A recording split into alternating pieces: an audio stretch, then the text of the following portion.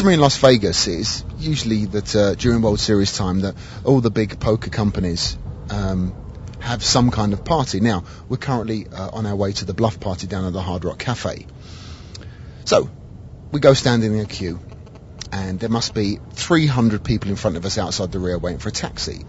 So, along pulls this very nice-looking black limousine, and he leans out the window and goes $60 to the Hard Rock. So I'll try my normal. I'll do it for 30, 40. We haggle and we basically end up in the limo. Now, sorry, the limo's now coming to a halt but the red light. Now, you know, who would you like to be in the limo next to me?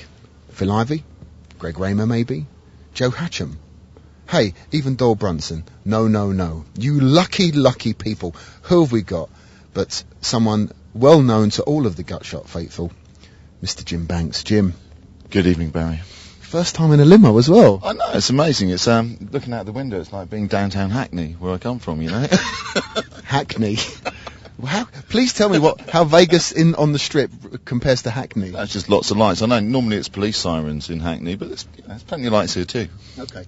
You've been a stand manager for all the week. I don't know if you know, but at Gutshot we've had a stand here all week promoting Beat the Bully and giving out loads and loads of the World Series programs that we've been giving away. Sum up in no longer than about 12 minutes or 11 and a half. Exactly what this week's been like for you, and your first time in Vegas as well. First time in Vegas is amazing. I mean, what an experience. The show, it's like hell on legs. Your legs feel like stiff and battered, and you've got calf muscles like Arnold Schwarzenegger after about 2 days.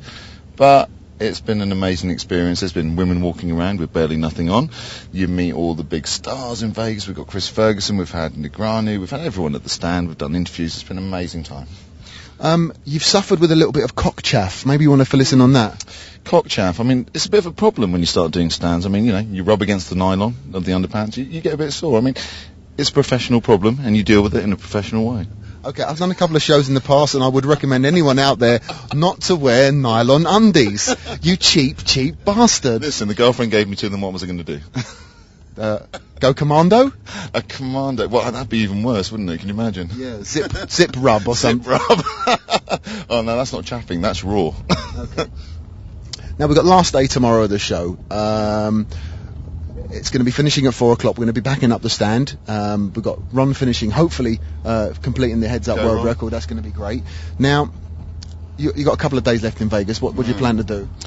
I'm looking for pretty much a high level of debauchery, backed up with quite a lot of alcohol intake. Maybe some dancing like an idiot. No, you know, I can pretty much do that. And generally just enjoying myself in Vegas for the last 2 days. Okay.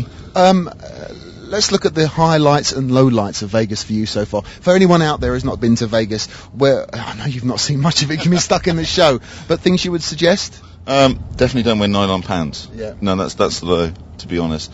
The highlight is just the extreme abundance of everything here. I mean, just all sorts of life, every form of life, everything that you could probably buy under the sun is in Vegas, and that's, you know, coming from London and everything, that's a highlight as well. Okay, and besides the nylon pants, obviously, the low points is I suppose it's really maybe I can interject here by saying it's really been nice. It was the same last year, it's the same this year that we have this kind of Gutshot family feeling of all the players. They come up to you on the stand, they say, "How are you doing now? I've just gone out, done my balls last night on the cash game. I won loads of money in the cash game." We've got two lovely models working with us on the stand, as you know, Honor and Tahir, and both of them said that what they got from everyone that came to the stand, that there was an amazing feeling of family from the Gutshot people that were out here enjoying themselves, and there was a real closeness and a really good sort of like feeling from everyone that was together. And I must admit, sort of being here for the first year in Vegas and just seeing how everyone acts and sort of like everyone, you know, cheering each other on and giving each other a hug when they're down and whatever, it's been a really good thing, that, and I think there is something pretty good and pretty strong about the Gutshot thing. There is, because you see all the other online card rooms wandering around. They're very much, you know, individualistic in their manner, you know. I would almost say amorphous. Amorphous? Yeah. It's a very good word, Jim, especially at 11 o'clock on after teacher. And he's not broke into, he's very posh. I said to him before we got the microphone out in the back, "Jim, please, whatever you do, like he does at the club," he has a couple of drinks, and like the perfect example was when Hatcher, Moneymaker and Raymer were down. I was pissed. You was pissed, and he broke into this plummy kind of, you know, almost sorry-like. Oh, Greg, would you like something to eat? Hello, darling. I'm like, How are you? I said, Jim, what are you up to? Leave the guys alone. No, we're having a chat. Darlings, you know, well, you have to do this. You know, you kind of move with the people that you're working with at the club. Come on, this is a harsh one to do. Hold on, a couple of septics and an Aussie, you know. Yeah, no, fair point, well made. Okay. So, anyway, look, I can see the Hard Rock just in the distance here. We're going up the strip. Where are we now? We're outside. I don't know if you can see out the window there, Chris, with your light.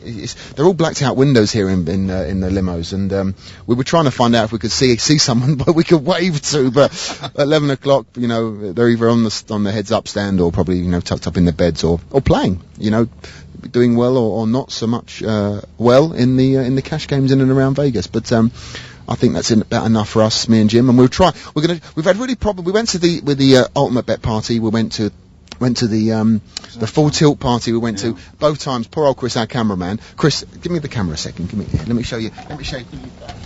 There's Chris, our cameraman. Say hello, Chris. Hello, Chris. There you go.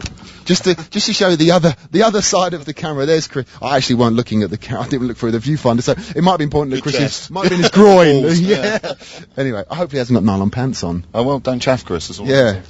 So anyway, from chaffing Jim Banks and myself, we're on our way to the Hard Rock Cafe, and hopefully we can get our camera out and start to do some interviews in there with some of the poker glitterati that we may find later on. So this is Barry the Bully Martin and Jim Chaffing Banks signing off from the back of the limo.